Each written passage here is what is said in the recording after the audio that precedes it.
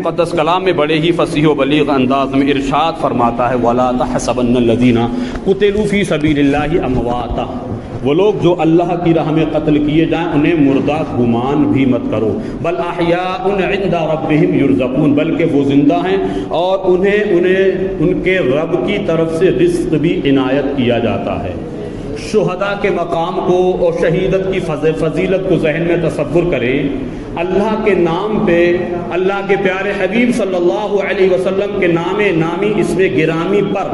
جو لوگ جام شہادت نوش کر لیتے ہیں، شہادت کا جام پی لیتے ہیں، دنیا کی نظروں میں بظاہر وہ اٹھنا بیٹھنا چلنا پھرنا نہ کرتے ہوں، لیکن حقیقت یہ ہے کہ مر جاتے ہیں جو حق کے نام پر۔ اللہ موت نے کس کو مسیحا کر دیا؟ وہ صرف چند لمحات کے لیے، چند سیکنڈ کے لیے ہمارے اور آپ کی نظروں سے اوجھل ہو جاتے ہیں، لیکن سچ یہ ہے کہ وہ ویسے ہی زندہ ہوتے جیسے شہید ہونے سے پہلے زندہ ہوتے۔ ملک شام کی سرزمین پر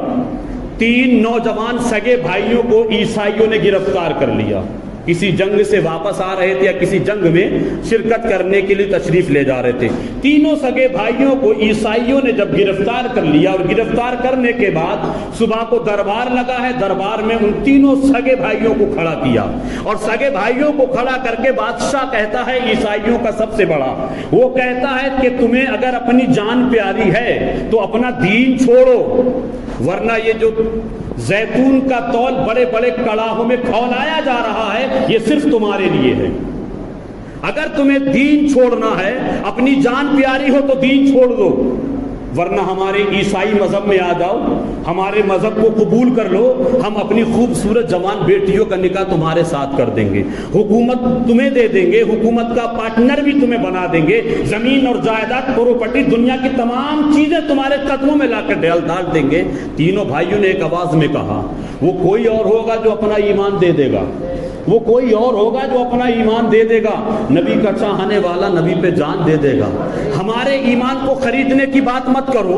تم رہا زیتون کا تیل بڑے بڑے کڑاہوں میں کھولا کر کے تم ہمیں جلانے کی بات کرتے ہو، اس میں مٹانے کی بات کرتے ہو، تو ہمیں اس چیز سے کوئی اعتراض نہیں، جو کام کرنا ہے وہ کیجئے۔ الحمدللہ رب العالمین، ہم نے مصطفیٰ کا کلمہ پڑھ لیا ہے، ہم مصطفیٰ کے پکے سچے وفادار ہیں، ہم اپنا تن من دھن سب کچھ قربان کر سکتے ہیں، لیکن مصطفیٰ کا دیا ہوا دین بالکل بیچ نہیں سکتے۔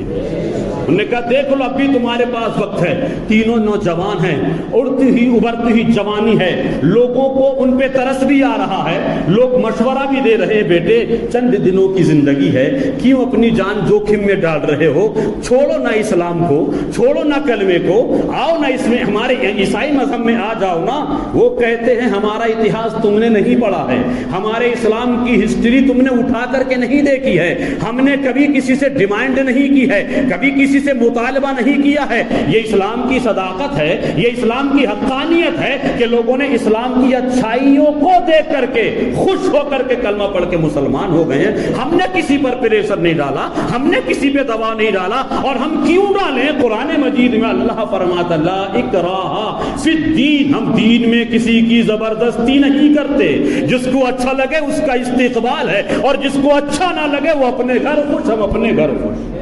انہوں نے کہا تم نے ہمارا اسلام پڑھا نہیں، تم نے اسلام کو سمجھا نہیں، ہمیں ایک جان کی بات کرتے ہو۔ ہمارا تو حال یہ ہے، ایک جان کیا ہے اگر ہو کروڑوں، یہ ایک جان کیا ہے اگر ہو کروڑوں، تیرے نام پہ سب کو وارا کروں میں، یہ ایک ہی تو جان ہے۔ یہ اگر اللہ کے نام پہ، رسول اللہ کے نام پہ اگر کل جانے کو ہو تو آج ہی چلی جائے، ہمیں کوئی اعتراض کوئی تکلیف نہ ہوگی۔ لوگوں نے کہا ان پر اسلام کا بھوت چڑھ چکا ہے اور یہ اترنے والا نہیں ہے، لہذا تینوں بھائیوں کو لائن میں کھڑا کیا گیا، زیتون کا تیل کھول رہا ہے، بڑے بڑے کڑاؤ لگے ہوئے ہیں، بڑے بھائی کو اس میں لے جا کر کے ڈال دیا گیا۔ مجلا بھائی کہتا بھائی اتنا بہتر ہوتا کہ میں جاتا۔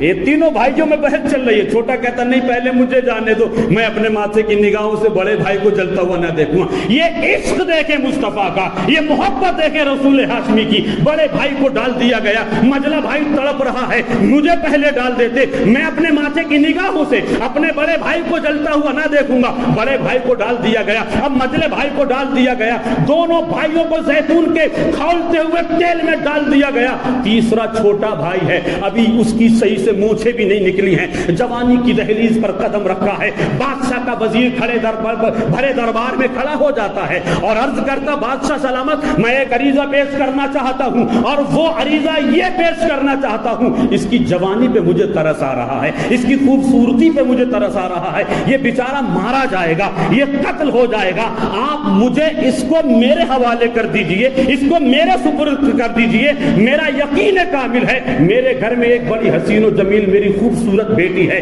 وہ اپنے حسن و جمال کی بنیاد پر اپنے محبت میں اس کو اس طریقے سے فریفتہ کر دے گی کہ اس کی جان بھی نہیں جائے گی اور عیسائی مذہب بھی قبول کر لے گا۔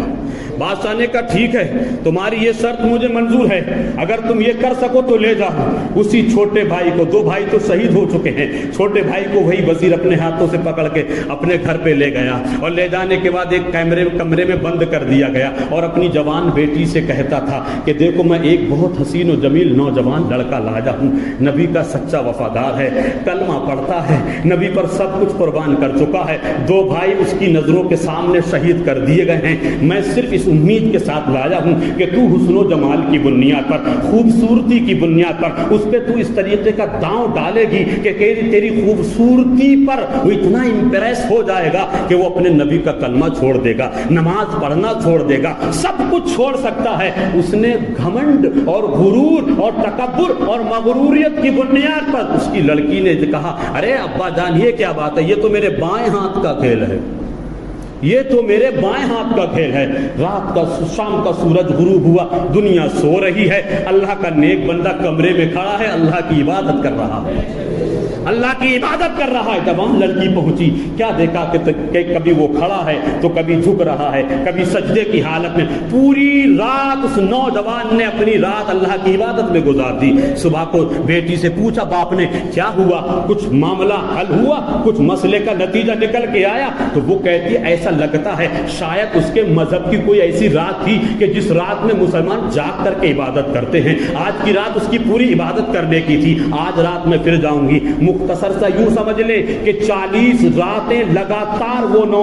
لڑکی نوجوان کے کمرے کے دروازے کے سامنے آ کے کھڑی رہتی تھی، لیکن وہ نوجوان نظریں اٹھا کے نہیں دیکھتا تھا، نہ دائیں دیکھتا تھا نہ بائیں دیکھتا تھا، نہ آگے دیکھتا تھا نہ پیچھے دیکھتا تھا، کیونکہ اس کی آنکھوں میں مصطفیٰ کے حسن کا عشق، مصطفیٰ کا حسن سما چکا ہے۔ 40 راتیں مکمل ہو چکی ہیں، اب جب 40 راتیں مکمل ہو چکی، اچانک قریب میں جا کر کے پوچھتی ہے نوجوان کیا ہے تیرے پاس اتنا ایٹیٹیوڈ کیوں ہے، کیا ہے تو کسی کی طرف نظر بھی اٹھا کر کے نہیں دیکھتا ہے؟ میری خوبصورتی کو دیکھنے کے لیے، میرے حسن و جمال کو دیکھنے کے لیے، میرے محلے کے نوجوان لڑکے میری خوبصورتی اور مجھے دیکھنے کے لیے ترستے ہیں، تو کیسا نوجوان ہے، تیرے سینے میں ایسا کون سا دل ہے کہ تو نے آج تک 40 رات سے لگاتار میں دیکھ رہی ہوں، تو نے میری طرف مڑ کر کے بھی نہیں دیکھا ہے، نظر اٹھا کر کے نہیں دیکھا ہے۔ نوجوان نے اتنا سنا، سننے کے بعد مسکرا کے جواب دیتا ہے کس خوبصورتی کی بات کر رہی ہے، کون سے حسن و جمال کی بات کر رہی ہے، کون سے عشق اور پیار کی بات کر رہی ہے؟ ارے جس کی آنکھوں میں مصطفیٰ کا حسن سما چکا ہو اس کو دنیا کے کسی حسن و جمال کی ضرورت نہیں۔ ان آنکھوں میں مصطفیٰ کا حسن سما چکا ہے، اس دل میں مصطفیٰ کی محبتوں کے چراغ جل چکے ہیں، اب اس دل میں کسی دوسرے کی گنجائش نہیں ہے۔ اس دل کا تو حال یہ ہے کہ جب تک یہ دل نبی سے مل لگایا نہ جائے گا ہرگز مدینہ ہم کو بلایا نہ جائے گا۔ حضرت بلال حبشی کی زبان میں گویا کہ اس نوجوان نے یہ کہا تھا کہ سہ کر ستم یہودی سے کہتے تھے یہ بلال دل سے نبی کا نام مٹایا نہ جائے گا، تم کو جو کرنا ہے وہ کیجئے، حسن و جمال کا لالچ ان کو دیجئے جو حسن و جمال کی پوجا کرتے ہو، خوبصورتی کے خواب ان کو دکھائیے جو خوبصورتی کو ترستے ہو۔ میرا ایمان یہ ہے کہ پوری دنیا کو جو حسن و جمال ملا ہے، پوری دنیا کو جو خوبصورتی ملی ہے، مصطفیٰ کے حسن و جمال کے صدقے میں ملی ہے۔ تیری خوبصورتی کی کیا اوقات ہے، تیرے حسن و جمال کی میری نظروں میں اہمیت ہی کیا ہے۔ جب یہ الفاظ سنے نوجوان کی کلائی پکڑ لیتی ہے اور پکڑنے کے بعد کہتی ہے تیری آنکھوں میں مدینے کے تاجدار کا حسن و جمال اتنا پیوست ہو چکا ہے کہ تو میری طرف نظر اٹھا کر کے بھی نہیں دیکھتا ہے۔ تو سن، میں اس نتیجے پر پہنچی ہوں، میرا فیصلہ یہ ہے کہ جس کا حسن و جمال تیری آنکھوں میں ہے اسی مصطفیٰ کا حسن میری آنکھوں میں بھی ڈال دے۔ جس نبی کا تو کلمہ پڑھتا ہے اس نبی کا کلمہ مجھے بھی پڑھا دے۔ میں دنیا کے جھمیلے میں پڑھنا نہیں چاہتی ہوں۔ نوجوان نے کہا پڑھو اشہد ان لا الہ الا اللہ و اشہد ان سیدنا محمد عبدہ و رسولہ۔ دونوں نے رات میں نوجوان لڑکی نے کہا استقبل میں گھوڑے بندھے ہوئے ہیں، 2 گھوڑوں کا انتظام کیا گیا، ایک پہ وہ لڑکی سوار ہوئی، دوسری پہ نوجوان سوار ہوا، اور دونوں رات میں وہاں سے نکل جاتے ہیں۔ جب پوری آبادی اور بستی سے نکل جاتے ہیں تو راستے میں کیا دیکھا؟ وہ جو اس کے 2 جوان بھائی اس کی نظروں کے سامنے زیتون کے کھولتے ہوئے تیل میں کڑھا میں ڈال کر کے شہید کر دیا گیا تھا، وہ 2 نوجوان شہید فرشتوں کی جماعت کے ساتھ میں اپنے چھوٹے بھائی کے آنے کا انتظار کر رہے ہیں۔ یہاں سے یہ پتہ چلا، امام جلال الدین سیوطی رحمۃ اللہ تعالی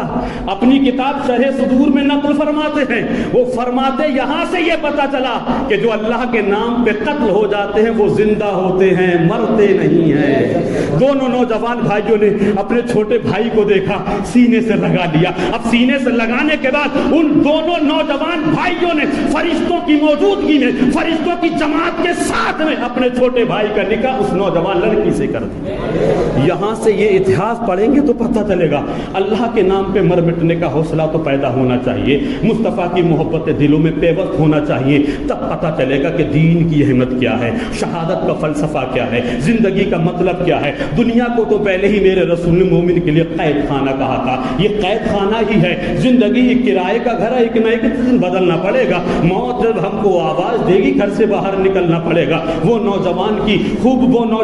جو مصطفیٰ کا سچا عاشق تھا، اس نوجوان بیٹی کو کلمہ مل جاتا ہے، اسلام میں داخل ہو جاتی ہے، میدان کارزار ہے، کربلائے معلیٰ کی سرزمین پر 56 سال 5 مہینہ 5 دن کی مدت میں سجدے کی حالت میں میرے امام نے اپنی زندگی کی آخری سانس، اپنے جسم کا آخری خون کا قطرہ اسلام کے تحفظ کے لیے، اسلام کی بقا کے لیے، نانا کی شریعت کے لیے اپنا سب کچھ قربان کر دیا۔ لیکن ایک نقطے کی بات بتاتا ہوا چلوں، حالانکہ اس سے پہلے بھی جنگیں ہوئی ہیں، اس سے پہلے بھی شہید ہوئے ہیں، اور اس سے پہلے بھی پانی پر پرتبند اور پابندیاں لگی ہیں، لیکن تاریخ میں صرف 2 جگہ پر پانی بند ہوا ہے۔ ایک اجمیر معلیٰ میں پرتھوی راج چوہان نے غریب نواز پر پانی بند کر دیا تھا، اور دوسرا کربلا میں امام حسین پر اور امام حسین کے رفقا پر نہر فرات کا پانی بند کر دیا گیا تھا۔ لیکن آؤ تاریخ کو تھوڑا سا قریب میں لاؤ اور سمجھنے کی کوشش کرو، یہاں بھی پانی بند ہے، وہاں بھی پانی بند ہے، لیکن ان دونوں کا بیک گراؤنڈ دیکھو گے تو رزلٹ الگ الگ طریقے کا نکلے گا، کیونکہ ہندوستان کی سرزمین پر جن لوگوں نے پانی بند کیا تھا ان کا اسلام سے کوئی تعلق نہیں، ان کا دین سے کوئی تعلق نہیں، ان کا حدیث سے کوئی تعلق نہیں، ان کا کلمے سے کوئی تعلق نہیں، ان کا اللہ سے کوئی تعلق نہیں، ان کا رسول اللہ سے کوئی تعلق نہیں، وہ کفار و مشرکین کی جماعت تھی۔ اور کربلا میں جن لوگوں نے حسین پر پانی بند کیا تھا ان کا دین سے تعلق تھا، ان کا اسلام سے تعلق تھا، ان کا اللہ سے تعلق تھا، ان کا رسول اللہ سے تعلق تھا، ان کا حدیث پاک مصطفیٰ سے تعلق تھا۔ پانی یہاں پر بھی بند ہوا، پانی یہاں پر بھی بند ہوا، لیکن رزلٹ الگ الگ نکلا۔ غریب نواز پر پانی بند ہوا تو غریب نواز نے پانی کو حکم دیا، ایک پیالے میں سارا انا ساگر سما گیا، لیکن حسین پر جب پانی بند ہوا تو حسین نے نہر فرات کو اپنے قریب میں نہیں بلایا۔ چاہتے تو بلا سکتے تھے، چاہتے تو بلا لیتے، پاور ان کے پاس بہت تھا، اختیار بہت تھا، طاقت و قوت بہت تھی۔ ارے غریب نواز تو حسین کے شہزادوں میں ہیں، غریب نواز تو بیٹے ہیں، غریب نواز ہندوستان کے خواجہ ہیں۔ جب ان خواجہ ان راجہ مہاراجہ کی طاقت و قوت کا یہ عالم ہے تو جو بیٹا غریب نواز کا حسین، جو حسین ہے، جو غریب نواز کے والد گرامی ہیں، جو امام حسین شہنشاہوں کے شہنشاہ ہیں، راجاؤں کے مہاراجہ ہیں، خواجاؤں کے خواجہ ہیں، اگر غریب نواز ہندوستان کے راجہ ہو کر کے بلا سکتے ہیں تو حسین مہاراجاؤں کے مہارا ہو کر نہیں بلا سکتے تھے۔ لیکن وہاں پانی نہیں بلایا، یہاں پانی بلا لیا گیا۔ اب تاریخ میں ان دونوں کے نقطے پہ غور کریں، اور وہ نقطہ یہ ہے کہ ہندوستان میں جس وقت پانی بند کیا گیا تھا یہاں مقصد تھا اسلام پھیلانا۔ غریب نواز پہ طاقت تھی، قوت تھی، اختیار تھا، اور انہوں نے اس کا استعمال بھی کیا۔ اور استعمال کرنے کی بنیاد پر ہمیں اگر ایک کٹورے میں سما بھی گیا، اگر غریب نواز پاور نہ کرتے، پاور کا استعمال نہ کرتے، طاقت و قوت کا استعمال نہ کرتے، اختیارات کا استعمال نہ کرتے، تو 1,05,00,000 یا 90 لاکھ کافروں کو اسلام کی دولت کیسے ملتی؟ اور وہاں امام حسین پر طاقت، قوت، اختیار، پاور سب کچھ تھا، لیکن نہیں بلایا۔ کیونکہ وہاں کیوں بلاتے؟ کیونکہ جنہوں نے پابندی پر پابندی لگائی تھی ان کی بھی داڑیاں تھی، ان کے سروں پہ عمامے تھے، ان کے سروں پہ ٹوپیاں تھی، وہ بھی نماز پڑھنے والے تھے، وہ بھی قرآن پڑھنے والے تھے، وہ بھی فجر پڑھنے والے تھے، ظہر، عصر، مغرب، یعنی وہ بھی کلمہ پڑھنے والے، اور جن پر پابندی لگائی وہ بھی کلمہ پڑھنے والے، جن پر پابندی لگائی وہ بھی کلمہ پڑھنے والے، اور جنہوں نے پابندی لگائی وہ بھی کلمہ پڑھنے والے۔ لیکن حسین نے اپنے خیمے میں پانی نہیں بلایا۔ ایک مورخ لکھتا ہے کہ حسین کے جو لب ہے نا، لب، وہ نہر فرات کے لیے ترس گئے، ترس۔ ایک سنی عالم جواب دیتا ہے، لب حسین نہر فرات کے لیے نہیں ترسا، بلکہ نہر فرات کی آج بھی موجیں صبح صادق کے وقت میں اپنے سر کو پٹک پٹک کے دعائیں کرتی ہیں کہ کاش ہم لب حسین پہ لگ جاتے، تو جیسے اسماعیل کی ایڑیوں پر پانی لگنے کی بنیاد پر اس کو عزت و احترام کی بنیاد پر دیکھا جاتا ہے، آج اگر ہم لب حسین پر لگ جاتے تو جو مقام آب زمزم کا ہے وہی مقام کہیں نہ کہیں نہر فرات کا بھی ہو۔ حسین نے پاور نہ دکھایا، طاقت کا استعمال نہ کیا، اختیار کا استعمال نہ کیا، اس لیے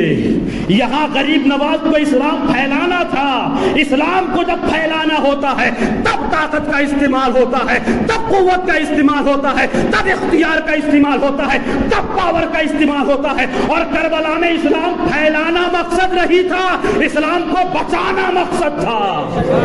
اسلام کو بچانا اور ہے، اسلام کو پھیلانا اور ہے۔ پھیلانے کے لیے طاقت و قوت کا استعمال ہوتا ہے، پھیلانے کے لیے اختیار و پاور کا استعمال ہوتا ہے، بچانے کے لیے طاقت و قوت کا استعمال نہیں کیا جاتا ہے، بلکہ دامن صبر کو مضبوطی کے ساتھ ہاتھ میں پکڑ کے رہا جاتا ہے۔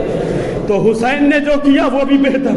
غریب نواز نے جو کیا وہ بھی بہتر، لیکن ایک قریب سے دیکھ لو، امام حسین ہیں، میدان کارزار ہے، بے شمار یزیدیوں نے چاروں طرف سے گھیر لیا ہے، امام حسین کی تلوار چل رہی ہے، میسرہ میں جا رہے ہیں تو میسرہ پلٹ کے رکھ دیا ہے، قلب میں جا رہے ہیں تو قلب کو پلٹ کے رکھ دیا ہے، میمنہ میں جا رہے ہیں میمنہ کو پلٹ کے رکھ دیا ہے، یعنی مغرب شمال، مغرب اور مشرق چہارہا جانب آپ کی تلوار چل رہی ہے، ذوالفقار حیدری لہرا رہی ہے، یزیدیوں کا صفایا ہو رہا ہے، یزیدیوں کی تباہی اور بربادی ان کا مقدر بن چکا ہے، لیکن یہ چلتے چلتے تلوار نہیں رک رہی ہے، لیکن اسی چلتی ہوئی تلوار کو ایک ایسی آواز آپ کے کان میں پہنچتی ہے کہ چلتی ہوئی تلوار کو روکنا پڑتا ہے۔